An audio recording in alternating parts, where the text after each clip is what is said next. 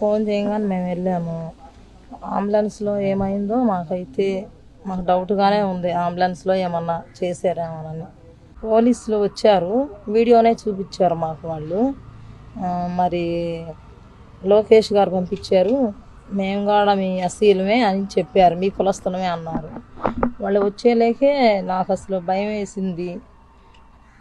వేసి మేమైతే ఏం చెప్పలేదు. తర్వాత లోకేష్ గారు పంపించారు అని చెప్పారు మాకు. మమ్మల్ని ఎంత ఇబ్బంది చేసి ఎంత మాట్లాడాలన్నా కానీ మేమైతే ఏమీ మాట్లాడలేదు. లోకేష్ గారు వాళ్ళే చాలామంది 50 మంది దాకా మా ఇంటికి వచ్చారు. చెప్పేస్తారు వాళ్ళు, మేము లోకేష్ గారు పంపించారండి మమ్మల్ని అన్నారు. అంబులెన్స్లో మరి బాగానే మాట్లాడాడండి. ఇన్ని మాట్లాడిన ఆయన మరి చిన్న దెబ్బలే తగిలినాయి చేతికి, ఇక్కడ తప్పనిచ్చి ఎక్కడా దెబ్బ తగలలేదు. మరి ఎక్కడా దెబ్బ తగలినప్పుడు అతను ఎందుకు చనిపోతాడు? చనిపోయే అవకాశం కూడా లేదు ఉంది.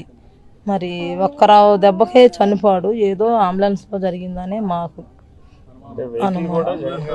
మరి జగనన్న గారు మా పార్టీ వాళ్ళు వచ్చి మేము తీసుకెళ్తాం, మా అతన్ని మా పార్టీ నాయకుడిని మేము తీసుకెళ్తాం మా ఆటోలో అన్నా కానీ వాళ్ళు అసలు ఒప్పుకోలేదంట. అంబులెన్స్ రావాలి, దానిలోనే ఎక్కించుకుంటాము అని చెప్పారు.